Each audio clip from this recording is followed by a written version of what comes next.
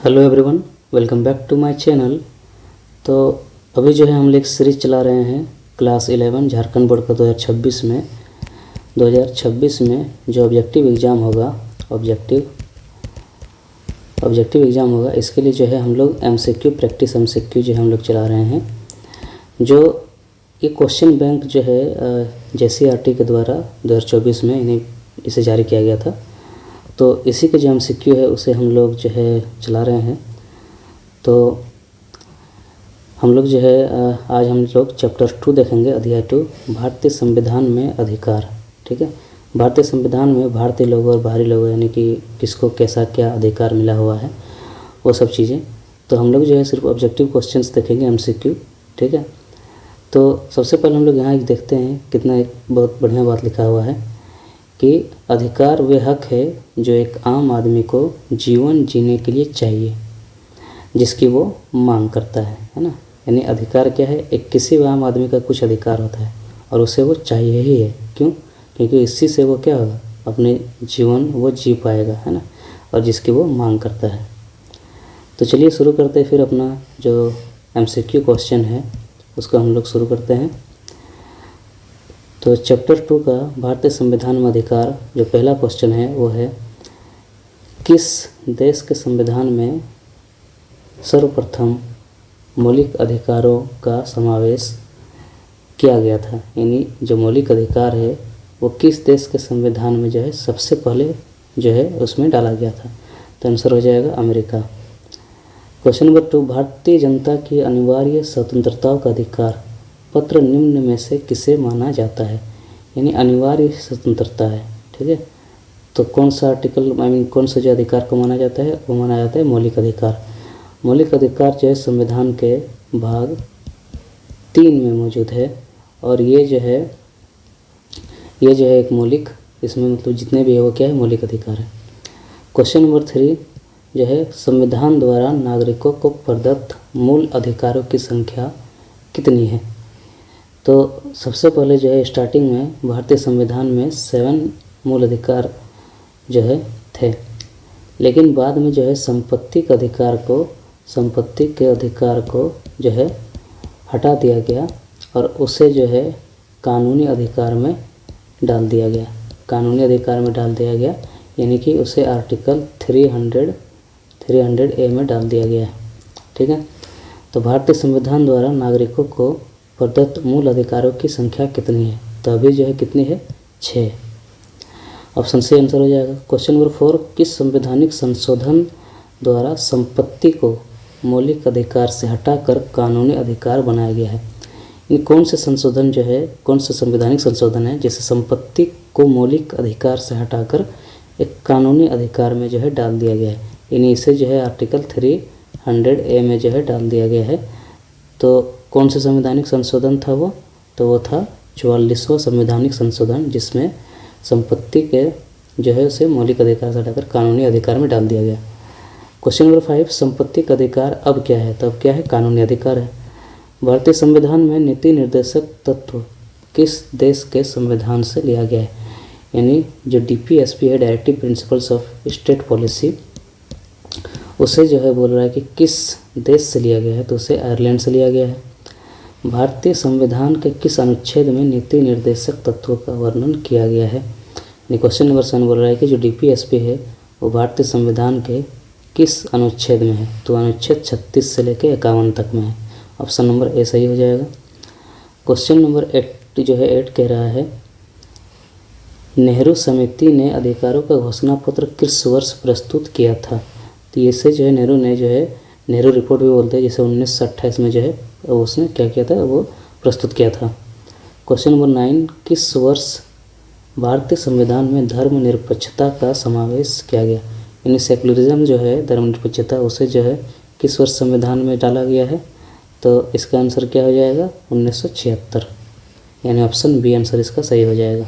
ठीक है, next question है क्वेश्चन नंबर 10, राष्ट्रीय मानव अधिकार आयोग का गठन कब किया गया। तो इसे जो है 1993 में बनाया गया था। Option number C. क्वेश्चन 11, संविधान में मौलिक अधिकारों का संरक्षक किसे माना जाता है। तो संविधान में जो मौलिक अधिकार है उसका संरक्षक जो है किसे माना जाता है? न्यायपालिका। तो केवल मौलिक अधिकारों को नहीं बल्कि संविधान का संरक्षक जो है उसे न्यायपालिका को ही माना जाता है। ठीक है, तो ऑप्शन सी आंसर हो जाएगा। क्वेश्चन नंबर 12, जीवन और दैहिक स्वतंत्रता का संरक्षण किस अनुच्छेद के तहत है? यानी जो राइट टू लाइफ है ना, राइट टू फ्रीडम है, वो जो है किस आर्टिकल में जो है मिलता है? तो हो जाएगा article 21, option number B. Question number 13, police किसी अभिव्यक्ति को कितने घंटे के अंदर निकटतम न्यायाधीश के समक्ष प्रस्तुत करता है? यानी जब पुलिस किसी व्यक्ति को पकड़ता है तो उसे कितने घंटे के अंदर जो है उसे कोर्ट में पेश किया जाता है? तो वो पूछ रहा है, तो उसे जो है 24 घंटे के अंदर जो है पेश किया जाता है। ठीक है, तो आंसर हो जाएगा ए। क्वेश्चन नंबर 14, निवारक नज़रबंदी के तहत अधिकतम कितने दिनों के लिए व्यक्ति को गिरफ्तार किया जा सकता है? यानी जो निवारक नज़रबंदी होता है उसमें जो है किसी व्यक्ति को कितने दिनों तक जो है गिरफ्तार करके रखा जा सकता है? तो वो क्या है? ऑप्शन नंबर डी, 90 दिन। ठीक है, तो 90 दिन तक जो है किसी व्यक्ति को नज़रबंद करके रखा जा सकता है। क्वेश्चन नंबर 15, संविधान के अनुसार कितने वर्ष से कम उम्र के बच्चों को किसी कारखाने, खदान या अन्य किसी खतरनाक काम में नियोजित नहीं किया जा सकता है? तो आंसर क्या हो जाएगा इसका? इसका आंसर हो जाएगा 14 ईयर, है ना। तो इसका आंसर हो जाएगा ए, क्योंकि 14 वर्ष से कम उम्र के बच्चों को जो किसी भी खतरनाक जो कारखाना खदान उसमें नहीं डाला जा सकता है। भारतीय संविधान के अनुच्छेद 32 में किस अधिकार का वर्णन किया गया है?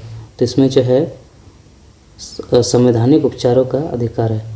तो संविधान का सबसे खास बात यह है कि संविधान का अगर उल्लंघन होता है तो उसका उपचार जो है कुछ संविधान में ही है, और वो भी क्या है? मौलिक अधिकार है।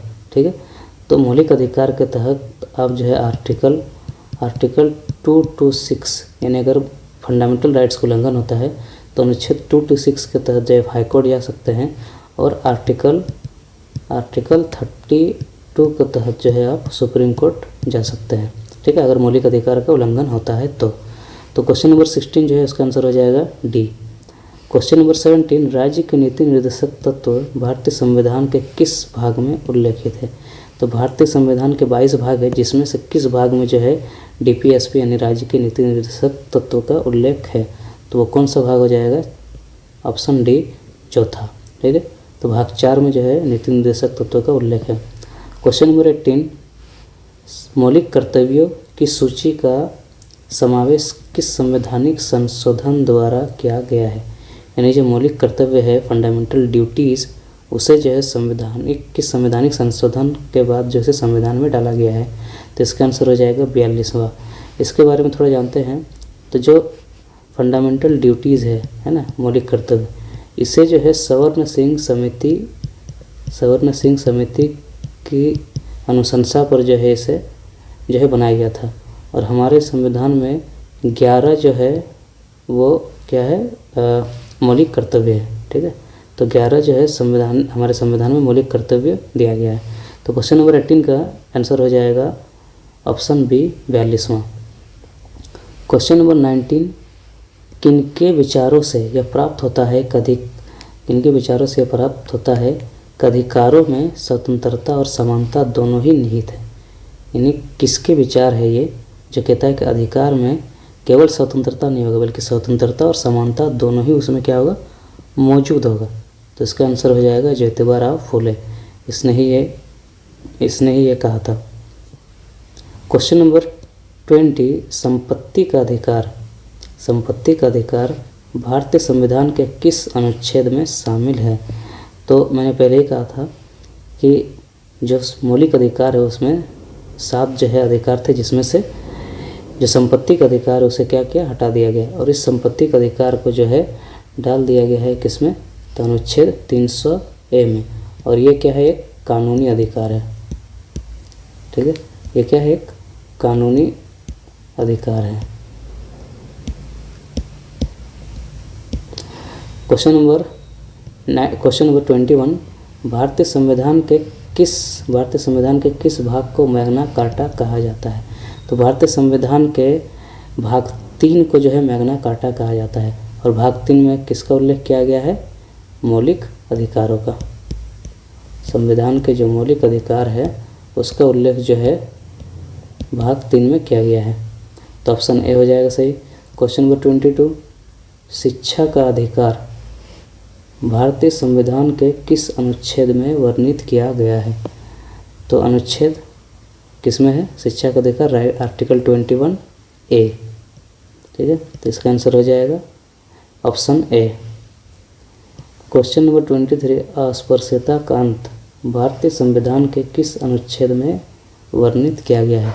यानी कि राइट टू अनटचेबिलिटी जो है वह संविधान के किस अनुच्छेद में है? तो वह है अनुच्छेद 17 में। ठीक है, तो आंसर हो जाएगा बी।